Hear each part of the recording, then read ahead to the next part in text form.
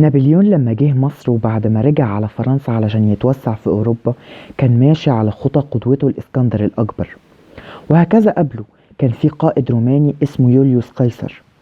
لما تم ال 32 سنة بكى علشان ما عملش زي ما عمل قدوته الإسكندر الأكبر، ووسع مملكته بشكل كبير. ولما راح على الإسكندرية علشان يشوف مشكلة كليوباترا، أصر إن هو لازم يروح الضريح بتاع الإسكندر الأكبر. بس اللي ما كانوش يعرفوه إن الإسكندر الأكبر بقى كان إنسان، بسبب سرعة الإنجازات اللي حققها تاه في أصله وجاله هاجس العظمة. ده اللي هنحكيه في قصة إنسان بتاع النهاردة، قصة الإسكندر الأكبر. بس قبل ما نبدأ يا ريت ما تنسوش تعملوا سبسكرايب للقناة وتفعلوا جرس الإشعارات عشان يوصلكوا كل جديد، وتعملوا لنا لايك للفيديو عشان ده بيشجعنا إن احنا نكمل ونقدم حلقات أحلى، وتكتبوا لنا تعليق تحت عن رأيكم في الحلقة والحلقات اللي عايزين نعمل عنها. يلا بينا.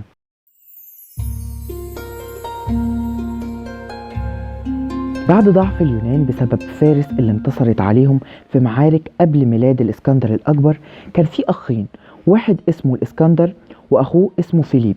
الإسكندر كان ملك مقدونيا ومات وهو سايب ولي عهد ذكر ليه، بس كان عنده 6 سنين، فعلشان كده الوصاية هتروح لعمه فيليب. فيليب أول ما هيمسك الحكم هيروح شايل الطفل ده وهو اللي هيمسك الحكم بتاع مقدونيا، وعلى طول هيعمل إنجازات كتيرة جدا، وبالأخص هيعمل إنجازات كتيرة جدا في الجيش المقدوني، وبيه هيقدر إن هو يحارب الاتحاد ما بين أثينا وما بين ثيوبس، وهيقدر إن هو ينتصر عليهم في معركة كبيرة جدا. وفي وقت المعركة دي كانت أقرب زوجاته ليه كانت بتولد اسمها أولمبيا، وهكذا كان بيتهد معبد لأرتميس. المعبد ده كان من عجائب الدنيا السبع في الوقت ده، وكان معبد كبير جدا زي الأهرامات. وفي وسط ضربات السيوف وسقوط معبد عظيم زي معبد أرتميس يتولد طفل ذكر ليه عين زرقاء زي لون السماء وعين بني شديدة السواد. وزي ما كان لحظة ميلاده كانت مميزة، هكذا هتكون سيرته مميزة. وأولمبيا وفيليب قرروا إن هم يسموه الإسكندر. أولمبيا بقى كانت شخصيتها قوية وكانت طموحة، فعلشان كده هتقرر إن هي تهتم بتعليم ابنها علشان تخليه ولي عهد لفيليب. وأحسنت تعليمه وعلمته العزف على القيثارة وكذلك الكتابة والقراية وحاجات كتيرة جدا، وهكذا علمته ركوب الخيل. أما بقى في حكاية ركوب الخيل كان ليه قصة كبيرة جدا، بالأخص كانت مع أبوه فيليب. القصة بتحكي إن كان في بياع خيول جاب خيول جديدة وعرضها على فيليب علشان يختار خيل جديد. ففيليب قرر إن هو يختار خيل جديد كان لونه أسود. جه إن هو علشان يروده الحصان ده رفض ان اي حد يروده، فعلشان كده فيليب اصدر امر ان موتوه طالما محدش هيقدر ان هو يروده. بس الاسكندر طلب من ابوه ان هو يديله فرصة ان هو يجرب ان هو يروده، وفعلا هيجرب ان هو يروده وهيشوف ان الحصان بيخاف من ظله، علشان كده هياخده لناحية الشمس علشان الحصان ما يشوفش ظله، وهيقدر ان هو يروده وهيقدر ان هو يركبه ويجري بيه. علشان كده فيليب يقال ان هو لما شاف المشهد ده دمع، وراح قال له انت طموح ومقدونيا مش هتسيع طموحك ده ولا العالم. وهنا بقى حب فيليب لابنه ان هو يعلمه بشكل اكبر، فهيجيب له اشهر معلم في الوقت ده وهو الفيلسوف ارسطو، اللي هو اساسا اتعلم على ايد الفيلسوف افلاطون، وأفلاطون اتعلم على إيد الفيلسوف الأكبر منهم وهو سقراط. علشان كده بعد كل ده هيجي يتعلم الإسكندر من أرسطو، هيتعلم بقى الفلسفة والأدب والفنون والدين والعمارة وحاجات كتيرة جدا. ولما يكبر الإسكندر هيخش الجيش وهيدرك مدى التطور المهول اللي عمله أبوه، وبعد كده هتحصل مشكلة ما بينه وما بين أبوه فيليب، وهكذا هتحصل مشكلة ما بين أولمبيا وفيليب. وبسبب ان اولمبيا كانت بتستخدم السحر، ففيليب هيضطر ان هو ينفيها بعيد، وفيليب هيتجوز واحدة تانية اسمها كليوباترا ويخلف منها ولاد. فخافت اولمبيا على ابنها وعلى مكانته ان هو يكون ولي العهد، علشان كده هتحاول بقدر الامكان ان هي تثبت مكان الاسكندر الاكبر.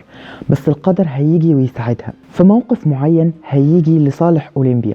وفيليب وهو واقف علشان بيحتفل بجواز بنته كليوباترا من أولمبيا اللي هي الأخت الوحيدة للإسكندر الأكبر من أمه، هيجي حد من الجنود وهيروح قتله، لأن الجندي ده كان شايف إن فيليب ما ساعدوش أساسا في الحكاية اللي حصلت له، لأن هو كان تم اغتصابه من إيد عم كليوباترا اللي هي مراته، فعلشان كده هيضطر إن هو يقتله لأن هو ما جابلوش حقه. ومن هنا بقى هيتولى الإسكندر الأكبر حكم مقدونيا. ومدن اليونان في الوقت ده هتحسب إن أكيد الشاب اللي عنده حوالي 20 سنة ده مش هيقدر إن هو يمارس دور والده الملك فيليب، فعلشان كده هيستهتروا بيه. ولكن الإسكندر الأكبر هيعمل حملات علشان يرجعهم تاني تحت سيطرته. وبعد ما يوطد حكمه في اليونان مرة تانية هيبدأ الحروب بتاعت فارس اللي كان عايز يعملها أبوه الملك فيليب. وفي الحرب على فارس دي بالرغم ان الجيش بتاعه كان اقل عدد من جيش فارس، الا ان هو كان دايما بينتصر عليهم، وهيقدر ان هو ياخد اسيا الصغرى كلها اللي هي دلوقتي تركيا. وبعد كده هيروح على الجنوب اللي هي الشام اللي كان فيها الوقت ده كان الفينيقيين، وهينتصر عليهم بالرغم ان بعض المدن حاولت ان هي تصد الهجمات بتاعته زي مدينة صور، بس حاكمها بعد ما هينتصر عليه الإسكندر الأكبر هياخدوا الإسكندر الأكبر ويسحلوا في المدينة كلها علشان يكون عبرة لكل المدن اللي تحاول إن هي تقاومه. وبعد كده هيجي يخش على مصر، بلد الغموض والسحر بالنسبة لليونانيين. فزمان أساسا قبل ما يكون موجود الإسكندر الأكبر كان اليونانيين أيام مجد المصريين القدماء كانوا بيشتغلوا في الجيش كمرتزقة عند المصريين القدماء.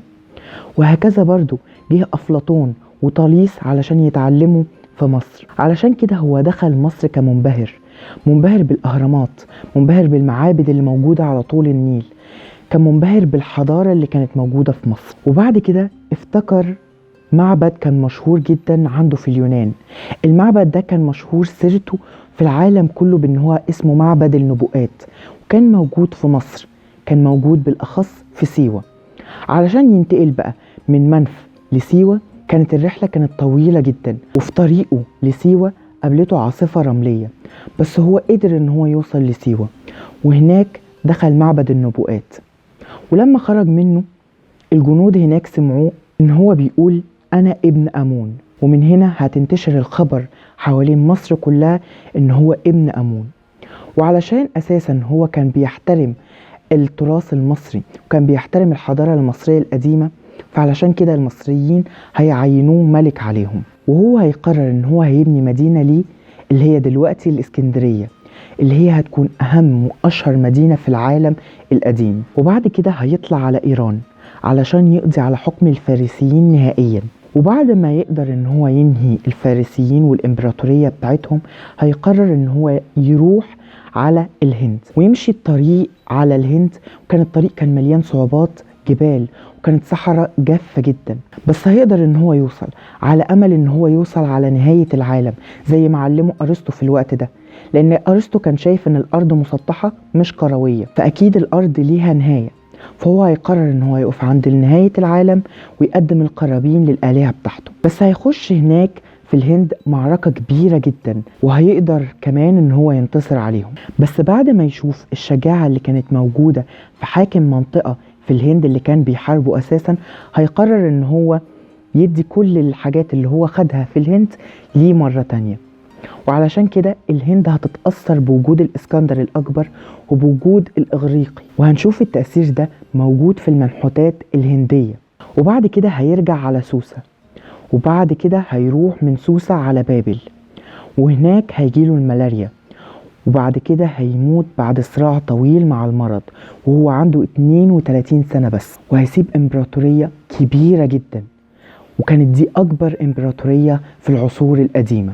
وهيتم تكفينه في بابل، والمفروض ان هو كان هيروح من بابل على مقدونيا علشان يتم إعادة دفنه هناك.